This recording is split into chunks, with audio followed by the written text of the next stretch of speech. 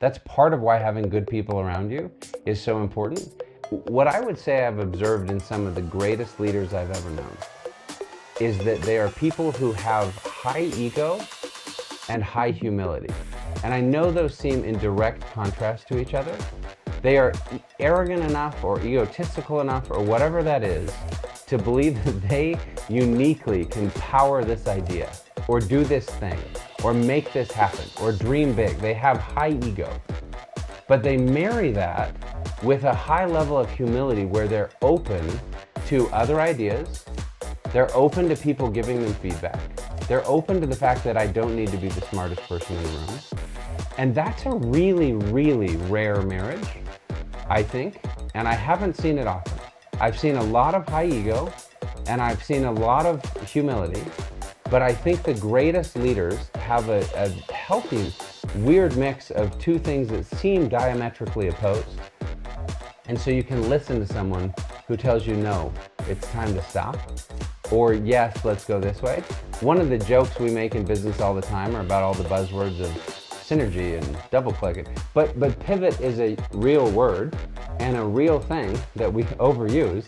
But that's what's also amazing is the best people that I think I see often. It's not that they quit or that they have to pull back. It's how do we take all of these learnings and pivot into the next thing. Now, maybe that means the same team like Stuart at Slack did, where he pivots into something related but totally different, and it's not gaming, but they were using this thing. Maybe it's that we shutter this completely and move on to the next one.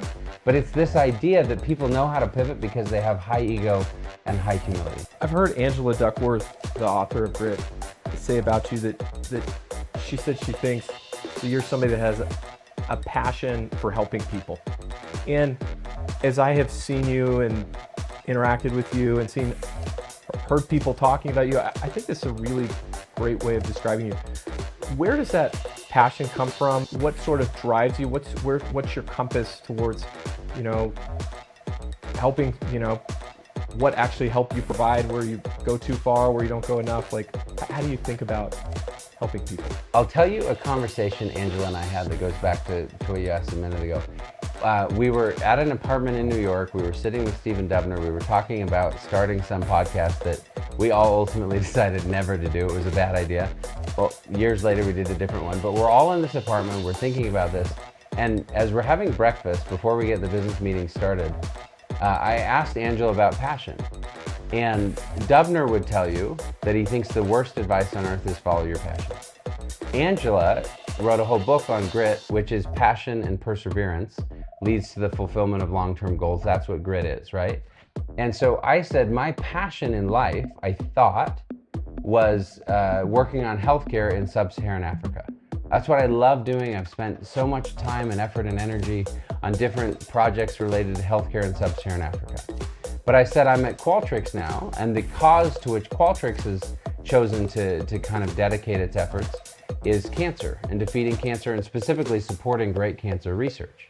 And so I said I had a choice. I could follow my passion and do a little bit in this corner of life, or I could steer the huge ship of Qualtrics and other companies we work with on cancer and do something much bigger. So I said, I disagree with your follow your passion thing. And that's where she said, I think you misunderstand passion. She said, your passion isn't this or that. Your passion is probably helping people. And so you find ways to do that wherever you do it. So it helped me think through, maybe I misunderstand passion or I think of it in too narrow a way. Now, in terms of like, why is that my passion? I have no idea. I think it seems so good and noble. It's probably a selfish pursuit. The same way that some people love to go run, or I don't know if you run a triathlon, participate in triathlons, you bike swim it too. I really love to go do stuff like that.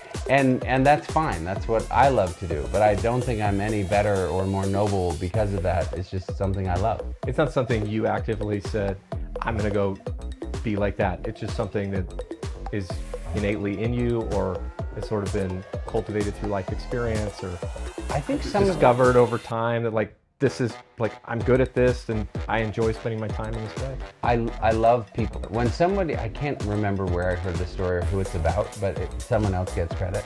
But there was a notebook or something where people would write their name and their hobby when they stayed at someone's home, and someone wrote that their hobby was people. Yeah. And I actually love that idea. I love the concept. People are my hobby, and that, like, I love to learn from people. That's why I love travel so much. Yeah. I love to observe a new culture. I love to experience life in a different way. I love to, again, get out of my bubble and see what it's like and different perspectives. I think it's really healthy when you show up somewhere and not only has nobody ever heard of you, but they know nothing about your company.